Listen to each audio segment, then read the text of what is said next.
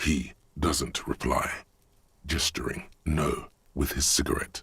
Under the dull and darkening sky, the neighboring windows stand silent. No. We won't.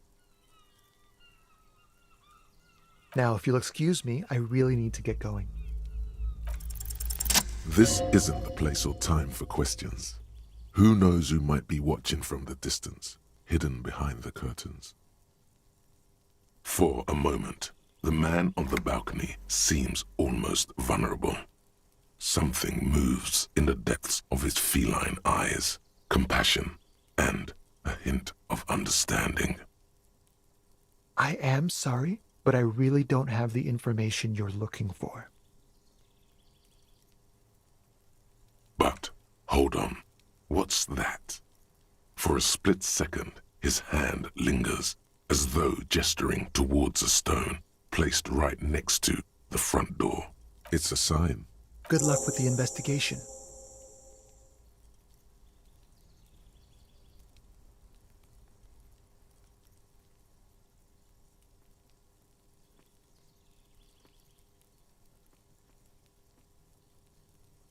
He's gone.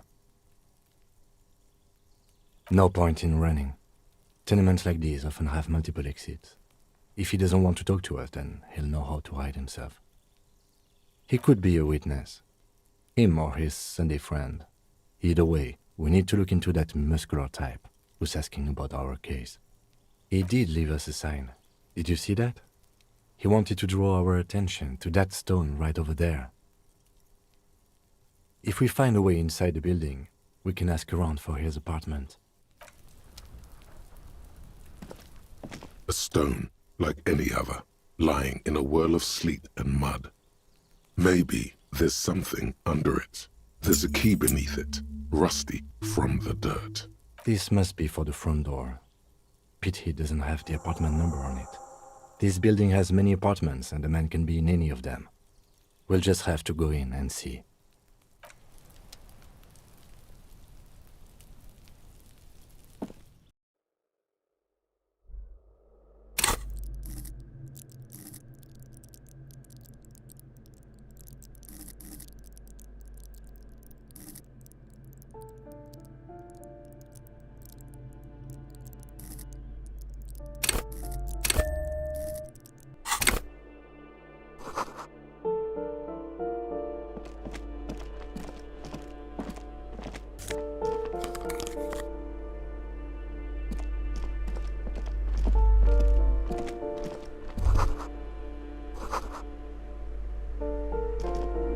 A shabby door hangs oddly on its hinges, secured to the doorframe with a safety chain. An unpaid energy bill is attached, threatening to cut off the electricity. It's addressed to Mr. Uno Doroita.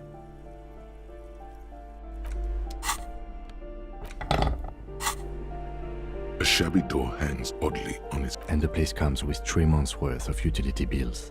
No response. Good thing you already have the chain cutters in your hand. Nothing left to do now but snip, snip. Snip. The cutter goes through them like dead leaves. The links fall to the ground on the other side of the door. I know there's no stopping you, but let's at least make this quick.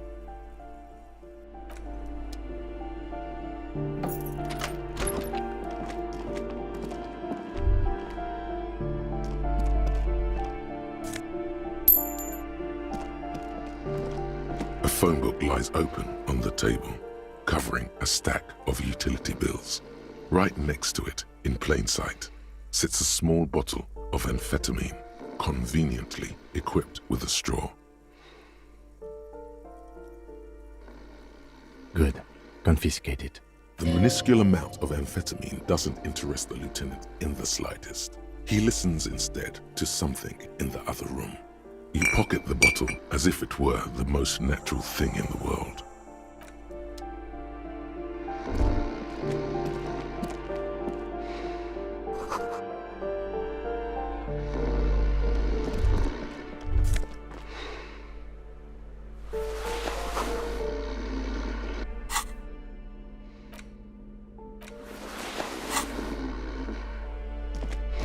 bundle of clothes heaped on the bed, a stained parka, some towels and a duvet, some socks even.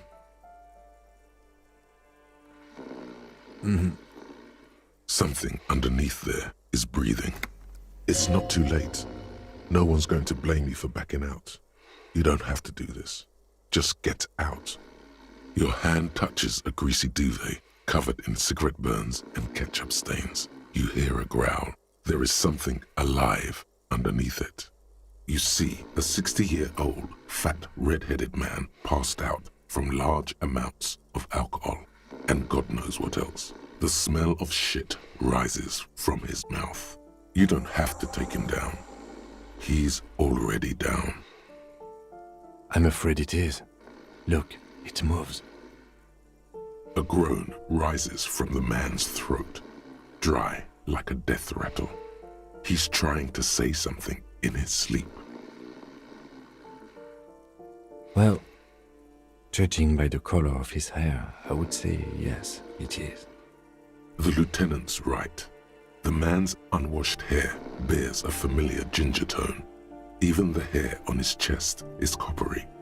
The light from the window falls into his half-open eyes.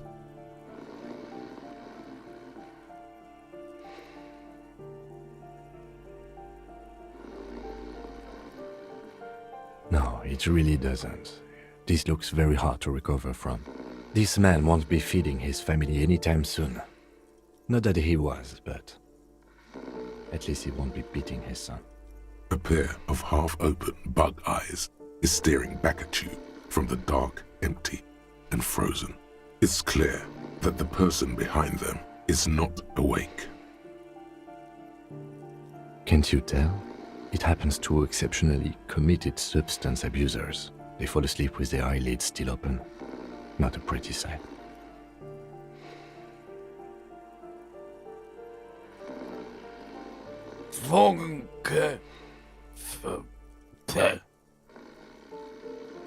Look, he's trying to communicate. What is there to do? We could turn him on his side so he doesn't choke on his own vomit, but he's already on his side. We could take him to Remedy or Saint-Baptiste, but he doesn't have money for medical services. The almshouse would turn him down. They don't do charity for people who are trying to kill themselves. Besides, he'll be dead in a few. Years, months, weeks. The pile of blankets grunts miserably. Silence. Only heat emanates from the sleeping body. The man groans once again, but his tongue keeps failing him. It's impossible to make out the syllables.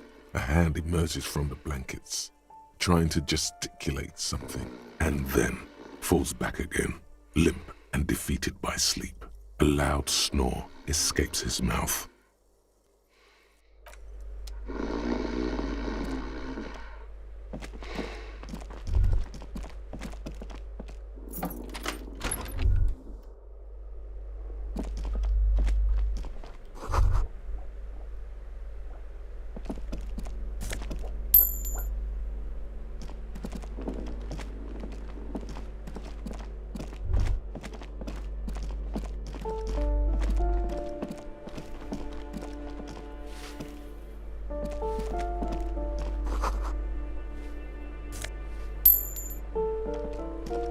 You hear someone walking around inside, rearranging the furniture. The number on the panel says 10. The walking stops abruptly, but no one comes to the door. You can feel tension on the other side. A poor communard from the looks of it. The room is barely bigger than a closet. Do I have to open the door? Do you have a warrant? I'm not obligated to open the door if you don't have a warrant. Let's go. We don't have a reason to get inside that apartment. It's generally easier to do things if you have literally any reason.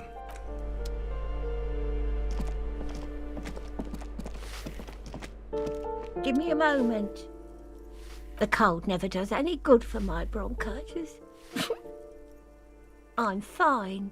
Fine. Don't you worry about me. You're still worried. It's very worrying. Now, what do you want from me, policeman? She's the cleaning lady. She knows the floor plan and the residents.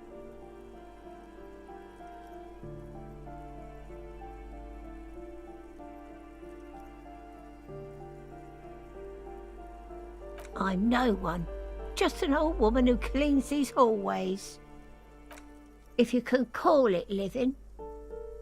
I have a little room upstairs right next to the coal room.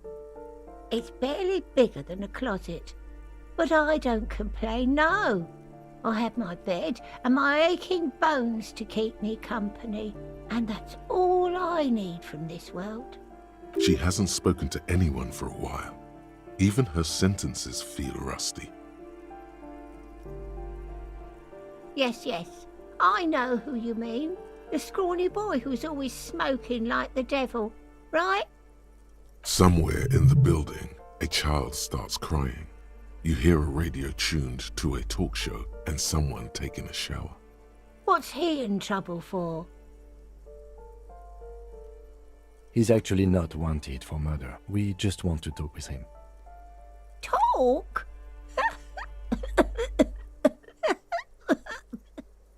What was so funny about that? He lives upstairs in room 28. Go to the balcony. It's one of those doors there. He's usually home in the evening. Thank you. We should go check out his apartment on the balcony. See if he's home. Ask away, policeman. No one lives there. It's been empty for months. Impossible. I would know if someone had moved in there. Maybe it's those countercultural people again. Breaking into a house like it's a public space. You're a policeman. Be good and take a look, will you? Great. Young people. They're worse than rats. You know, always littering the hallways with trinkets and empty beer cans. I don't want to talk about Deweeters. Addicts. All of them. And sometimes I hear them screaming.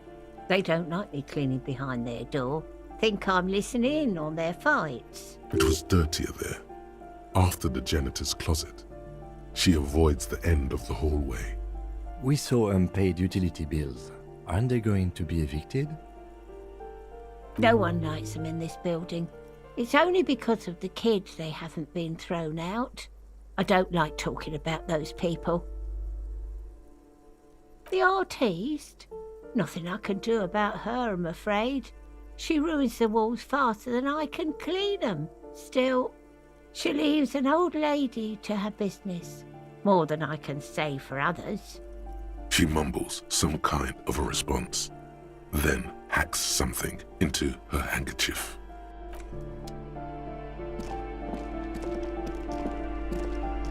You hear someone walking around inside, rearranging the furniture. The number on the panel says 10. Excuse me? Of course not. There's no sweet talking your way in there. Be official. You have plenty of reason to enter. Oh, come on. Well, that was easy. That was smart.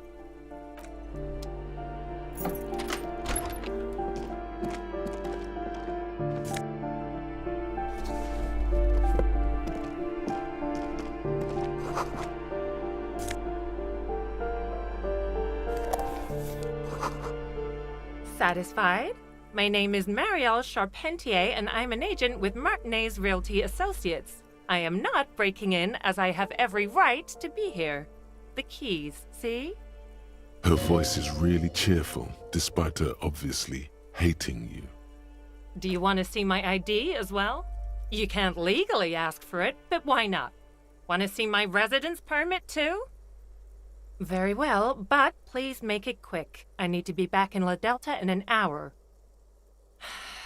I need to get it ready for the next lease, but as you can see, the previous tenant completely trashed the place. Ha! Sounds like you've spent too much time undercover in some rock band. It's not a compliment. It was some kind of a moribund old man who used to be a business owner. You'd think they'd make rent. But that was months ago. Anyway, was there anything you wanted, or is that it? I'm in a hurry. Oh, that's another huge mess.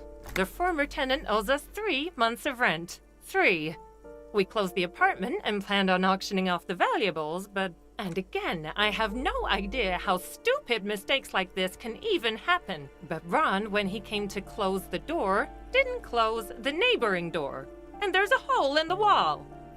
A hole in the wall. Can you believe it? And then the tenant ran off with his stuff. He's gone. The money's gone. Just like that. The sum must have been puny. Oh, it irks her. The incompetence.